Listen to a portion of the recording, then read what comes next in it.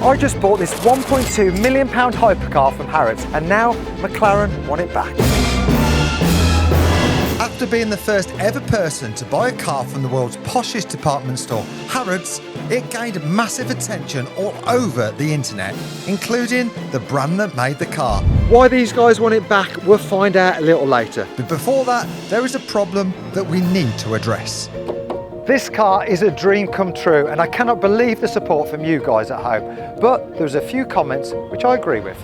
A lot of you guys were not a fan of the colour of the paint. Now the colour is beautiful, but it doesn't scream to me hypercar. And as Jeremy said, they should have called this the Widowmaker. So let's make it look like one. So back in the trailer, the new car went for a bit of a makeover. Off to Auto Sanctuary. Now these guys wrap the Revelto, so we know they can be trusted with this P1.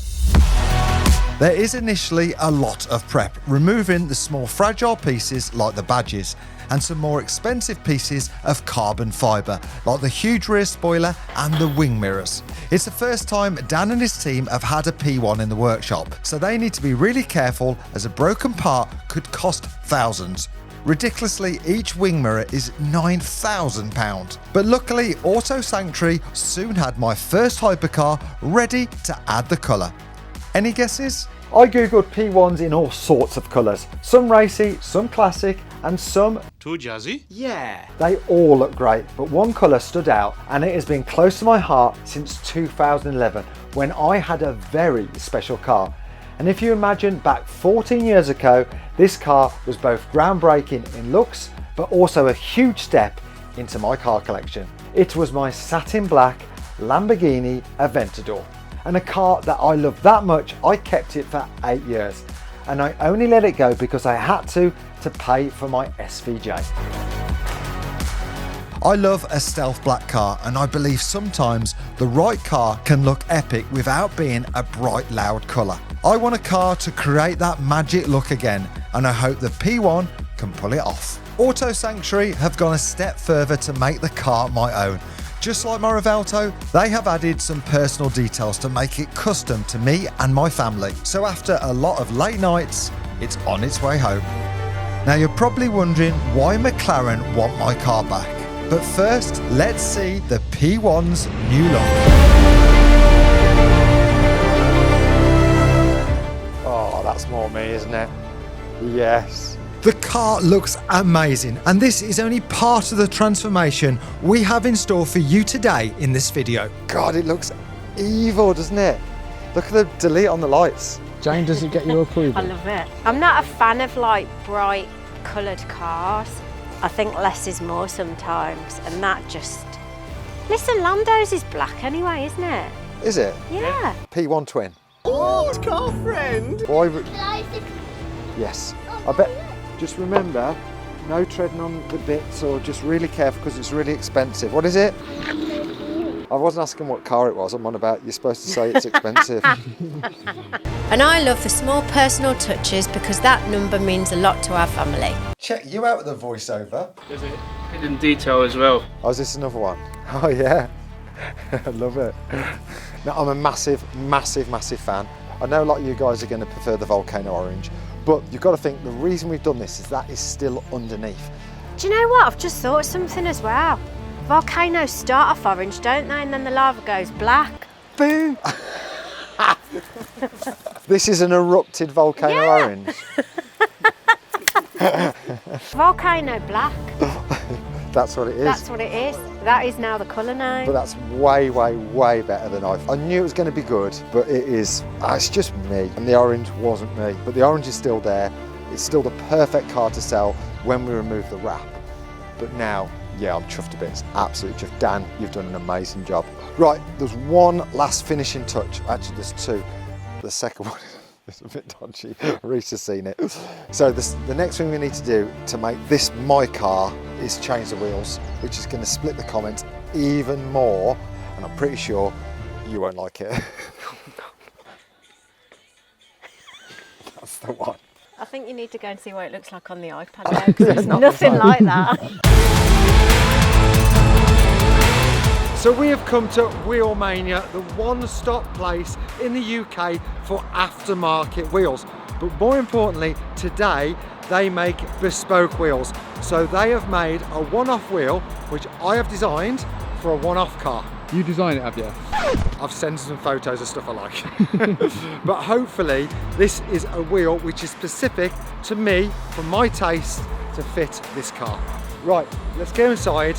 We've got Jane and Senna here as well, and everyone's going to give their opinion to what wheel they would like on this car, and maybe you can choose your favourite too. We need to find a wheel to fit on Daddy's car. Okay?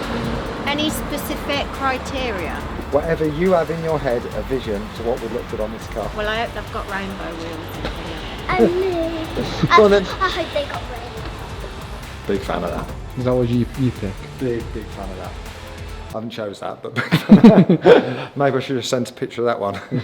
Like the OZ wheels. Yeah, I love a rally wheel. There's a hint. Ruin the surprise. I've found two that I'm torn between, if I'm honest with you. Are you wanting to see my choice? Yeah. Let's see the two options. Option one. Ooh. Oh, I'm glad you like that. So the outside's similar to that. Ruined it again. And then the other one that I like. Yeah, very nice. I found a wheel that I want on my daddy's new car. Is that as close to pink as we've got? No.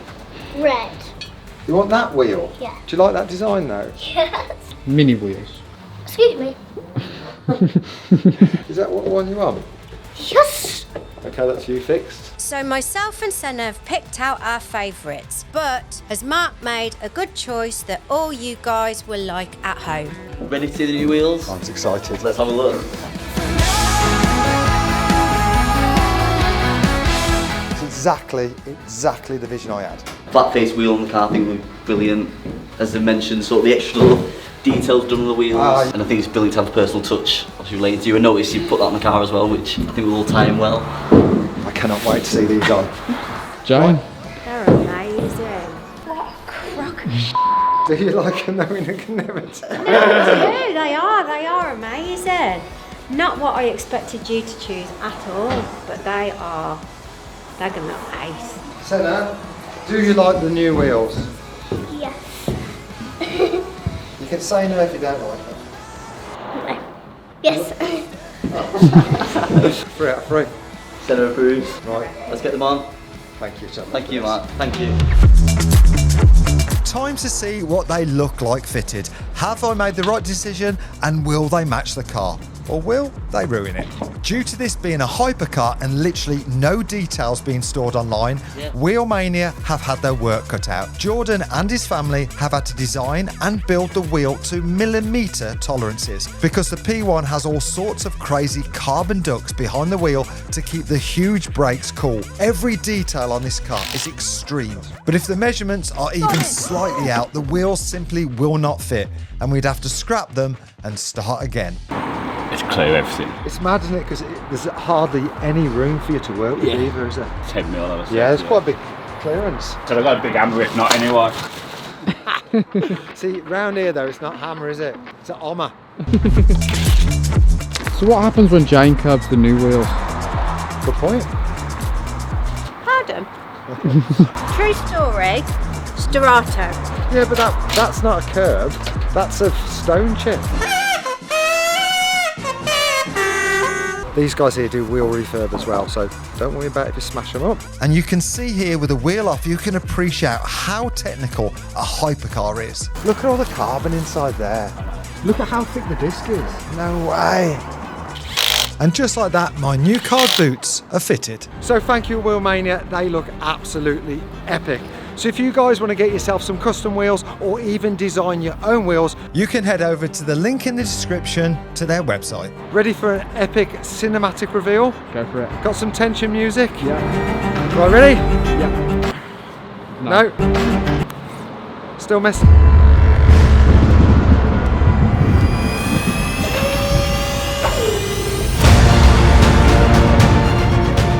Oh, they should have called this the Widowmaker. This has has now earned that title, and this car is way more me. I had a vision and it's turned out way better than I ever could have imagined. I just want to say a thank you to all you guys who've supported me on this journey. It's been an honour to share it with you and a joy to make this series, and I can honestly say I know I have made the right decision with the McLaren, as I am now in love with this P1. And a big shout out to Kinetics for allowing us to use their studio, which has made this an epic review. What is it? Like a gigi. Right, what do you honestly think? Do you like it? Yes. What's your favourite part? Black. Do you like the black bit? Not the wheels. I think everything we've done has made the car more us. Couldn't agree more. It's turned out better than I ever thought it would do. This car definitely gets my approval, but I am worried about this one last surprise Mark has in store. Bought private reg. Have you? P1. P1. That's disgusting. You can't put that on there. It was really cheap. It was really, really cheap. It was the cheapest one I could get, P1. Honestly, I'll give up with you. What's the matter with that? You can't take Senna to school with that reg on it. I don't know what you mean. It's P1. No, it says nuts, please. Okay, happy? Yes. The final finishing touch to perfect this car. Before we get carried away, I've been doing some Googling about this car, and it's given me some anxiety because potentially there's a big problem. After I bought this car, I did some research regarding the maintenance, and there was one thing which stood out above everything else, that hybrid system, which is basically a battery that assists the petrol power. The hybrid system on my P1 and all the others in that epic Holy Trinity at that time was revolutionary. Nothing like this had been done before, and there is the problem. And obviously they had done thousands of hours of hard testing and development, but it's hard to replicate longevity, especially over a decade. Well, fast forward almost 13 years later to today, there is one problem that has arose across many of the P1s. A fatiguing hybrid battery. A fatigue hybrid battery is very much like an old iPhone battery. It'll struggle to hold any charge at all and eventually won't even start. Obviously then it's useless. To understand more about my car, we asked somebody who knows a lot about the P1s. You have become now our resident expert, okay? Because you are the man for P1s. Ooh, okay, that's you're in bad shape then. Because I don't know how to put it back together. Do you? Well, I've got the Lego one, so as soon as I finish the Lego one, I'll give you a shout. It's basically the same thing, yeah. I've looked on the internet and there seems to be a few sort of like things which are worrying me a little bit about cost and reliability, and especially battery. Yeah. The issue with the battery, the original battery, is that nobody ever drives P1s. If you drive a P1, it's fine. It's totally fine because, you know, you go out and you have the battery do the thing that it does. But if they sit, that's a problem because then you have cell degradation, and, you know, it's a pretty small battery pack, but it's also, the technology is 15, 16 years old. So it just means that you gotta drive your car. There's a problem then because my car is sawn, so it's not taxed, it's been taken off the road, and it's been off the road for 3 years. Ooh, that's fun. That's fun, okay. So it really doesn't sound good. And if my battery has depleted, I wanted to know if it's even possible to fix it. The technology is 15, 16 years old. So, you know, the cells, you can get the cells, but in order to get them out, that you have to break the battery pack apart. There's modules on the top of the battery that require like 3 levels of encryption to actually have it talk to the car. So it's not like somebody could just make a battery pack out of a Tesla or something.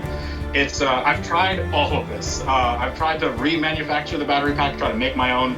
And you know, for me, you know, my option is take it all out and take it out altogether. The worst part is Freddie has been trying to fix his problem for the last 2 years and he hasn't managed to crack it yet. So what is the solution, and how do I even know if my battery is any good? Yeah, I would go to either the dealership or the engineering, and they should be able to sort it out for you. My call with Freddie has really put into context how big of a problem this could be if this hybrid battery is bad. And the thing that worries me even more is that I don't even have a solution. Now this obviously is a huge worry, as I've spent £1.2 million of hard-earned cash on my dream car, and by the sounds of it, it could go wrong. So I called McLaren and booked my car in to see if this hybrid battery is good or bad. Right, so we are on our way to McLaren to get this hybrid battery a health check. But there's no point having a healthy car if your body isn't healthy. And that's why I use manual. It's super easy to start using manual. You just click on the link in our description and you can order an at-home finger prick test. It's super easy, even I managed to do it. Once I'd done the test, I packaged it all up, sent it off, and a few days later, I got my results. But it wasn't great news. It revealed that I had low free testosterone. Well, that's not ideal because it gives you a few symptoms, which can be fatigue, low energy, and in my case, poor sleep. But good news, Manual do have a solution, and they got me started on TRT services, which will help bring up my testosterone level to give me a more healthy life. So if you want to do a test with Manual yourself, you can save 45% by using my discount code MARK45. And don't forget, the link is in the description. And thank you, Manual, for sponsoring this video. Right, today, D-Day, we are here at McLaren Manchester, and today we find out if this hypercar has a battery problem. And worryingly, if this does have an issue, I don't know if even McLaren themselves have a solution to fix it. I'm Mark, Ben from McLaren Manchester. Are you well? I'm very well, thank you. Obviously, what I really want to know is that hybrid battery. Is there a solution if it is sort of like not working properly? The solution is to replace it. For a high voltage battery on a P1, you are looking at £120,000. That is a crazy number, and I've already spent £1.2 million on this specific car. And the reason I swayed away from the Bugatti was because of the upkeep costs. I have already had to sell 2 cars I love in order to buy this P1. And if the battery is bad, I might have to sell another car to fund it. And that's definitely not something I want to do. Hopefully, we're not going to have that build today. Right. But we'll do a general health check on the car, make sure everything is okay for you. We'll get Jamie, my master tech, on the car as well and just give it a general health check. We'll check the battery and the charger as well. Have you got the charger with you today? Yeah, that's in the front. Fantastic. Because Why? if the charger isn't working, it can be a £20,000 bill on those as well. I didn't even know that was a thing. Go sit down. It's now clear to me that the world of hypercars is a whole new level of expense. When it comes to these sort of replacement parts, the battery systems are astronomically priced. The LaFerrari here is a staggering £277,000 plus VAT. So let's hope my battery is okay. Right, so let's get into it. We'll get the car up. Usually we would take the clam off the rear, so it's a fantastic piece of engineering. This whole clam is one piece of carbon. We'll get it up in the air, get the wheels off, check those brakes and tyres for you as well, and plug in the diagnostic machine and check the battery over. Perfect. Okay, brilliant. So Jamie, the Master Tech, is specially qualified in working on these P1s. He has done countless hours of bespoke training by McLaren themselves just to work on these hypercars. He is going to inspect the car and see if there is anything that needs fixing. This is the moment of truth. These are open and closed as you're driving. That's an active aero No flap. way. But So what, does that like suck it down or do the so brakes? This comes down, it's got an actuator here, so it comes down. I think it's more to help you with the braking. Look at that as well. And Look at deflecting the airflow, the brake duct. this is a proper piece of kit, isn't it? But as you can see, everything's so flat. Yeah. Just visually, mainly it's looking for suspension. See it on the bottom of the dampers here. I'll get a torch now so you can actually see it in lit up. But normally, if these have got green drips on, the damper seal's gone. So as you can see, there's no leaks from the suspension damper or the suspension system. So that's 1 out of 4. Yeah. So they're both clear.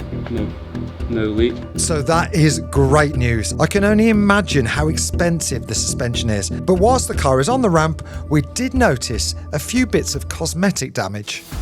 Ooh. That needs replacing, yeah? I don't think you won the prize for one of them. Look at that. Very bad. Actually, it's still the PPF. That's not me yet. Have you seen how far back this carbon diffuser goes? The whole thing is still there. Oh, I know. So that's Oh, he's bottomed out, that's nice. That's ace, that's snap carbon. That is not ace. Do sparks come out of it? Like an F1 car? It's a very special piece of kit, isn't it? But we've always made racing cars, just some of them have number plates. Saying that next to that number plate. I still don't get it. Now the last things we need to check is the brakes. Now unfortunately for me, I do know how expensive they can be on a supercar, so I can only imagine they must be extremely expensive on a hypercar. So usually on a carbon ceramic, you'll notice it's all a mottled effect. These actually have a silicon carbide in it, so this is the first disc used on a road car that has got silicon carbide in the disc itself. So they were developed originally for Formula 1, and each one takes up to 12 months to produce each disc. So it's cheap. For a set of discs and pads on a P1, you're looking at £60,000. The pads are bespoke to the car, the discs are bespoke to the car. So is that quite new, Pat? Yeah, that's fine. There's nothing wrong with that. Perfect. Good news And to again. be fair, with all the bushes, look at that. Not even any cracking, no leaks. Good It's car in then very so good far. condition, yeah. Can't believe that. 60k, that's mad, isn't it? How thick is it?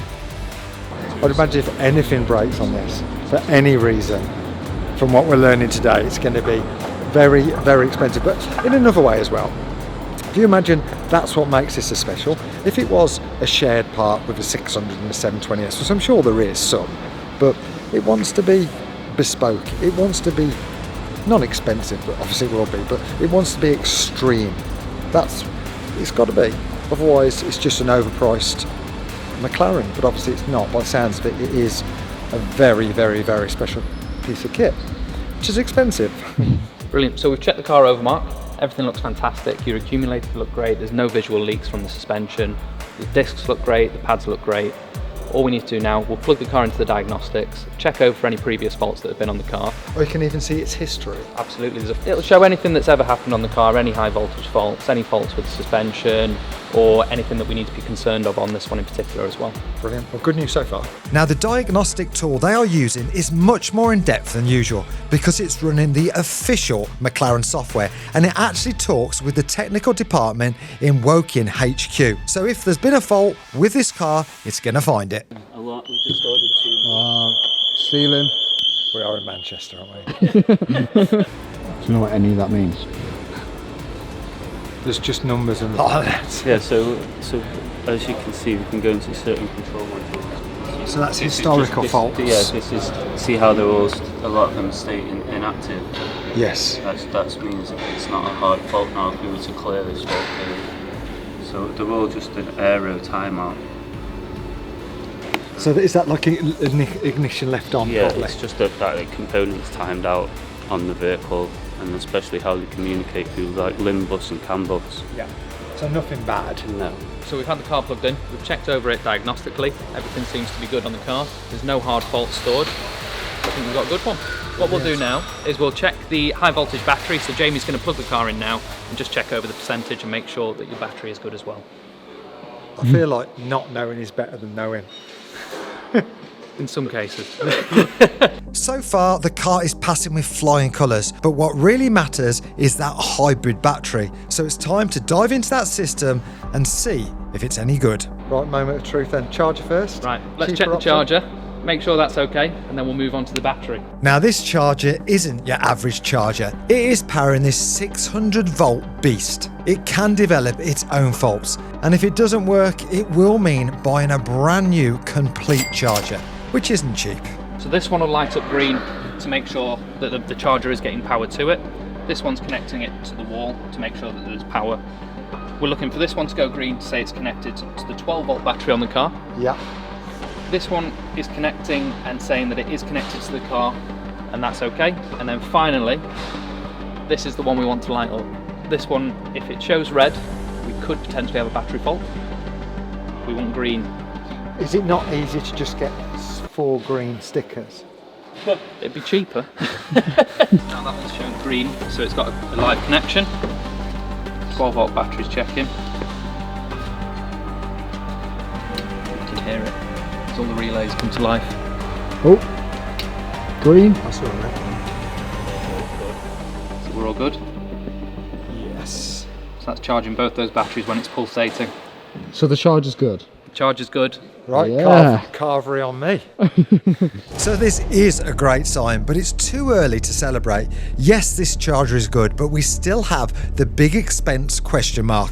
120 grand's worth of battery, which this car simply needs to drive it. But why are the batteries on a £1.2 million hypercar potentially going wrong in the first place? So longevity, I guess there's a way of looking at after it. Correct, yeah. If you leave it on the battery conditioner when the car's not being used, that allows the battery to cycle through, and it will help maintain the cells on the car. If you are driving it, it will automatically maintain that anyway. And I guess being 11 years old or something like Correct, that. yeah. The batteries are aging. Same with your phone battery. If you imagine what your phone battery was like 11 years ago, it wasn't fantastic. You're lucky to get a day out of it unless it was 3310. And that'd probably still have charge now if you've got one in the drawer. However, with this, obviously it's an 11-year-old lithium battery. If they're not cycled properly and they're not used well, the cells do start to die off. Yes. And it doesn't hold the charge as well as it once did when it was new. So that would be why you'd need to replace the battery if it were to die. So some of it, a lot of it could be misuse. Could be misuse, could be age-related as well. Yeah, okay. You might need that. Right, so Jamie's just scanning the car now. We're all plugged in. What we're looking for is the battery health percentage. Okay. So the state of the battery as such. If it's too low a percentage, then it could mean that the car needs a new high voltage battery, and then we'd have to look into it deeper, plug in with Mclaren Technical and see whether that is something that needs replacing. So it's the actual percentage? We're looking for a percentage. No specific, we just want high. High numbers are good. So this is the moment of truth. I bought this hypercar without knowing some of the problems that these cars can have. And after finding out from people like Freddie how bad these problems can be and how expensive, I was praying that this number was going to be high, because if not, we might have to say goodbye to another of the supercars in my fleet. Current state of health, we're at 90%, so that's fantastic news. So that means it's good. You've got a good battery. So that means now we're having carvery and we're having a pudding to celebrate. This is absolutely amazing news. Buying a hypercar is a massive achievement for me. So a massive thank you to you guys for watching this and making it possible. But of course, the problem is just because this battery is good today does not mean it's going to last forever. Now, keep it on charge. Keep it on charge, use the car, use the battery conditioner. Like with any battery, it could fail at any point. Well, we've all had car batteries. Everyone watching this has had a car battery go dead. Exactly. So long as you maintain it, you keep on top of it. It's not a car you can park up and forget about. It is a hypercar. It needs looking after. Yes. So keep it on the conditioner, drive the car, use it well, and just enjoy it. This is amazing. Like, this is very, very good news. Very good news. Right, absolutely amazing news. So the battery's all good, which is fantastic, and the charger, which I didn't even have a worry for, but now it's all good. So thank you, McLaren Manchester, and some really good information as well, because we now know that the battery, of course, could go at any time because of the age of this car, but we know to look after it, keep it plugged in, and more importantly, we've got to drive it. Which again is amazing news, because we have the ultimate road test for this car and we're going to push it to its limits. Make sure you subscribe to see that, and we'll see you next Tuesday, 6 p.m.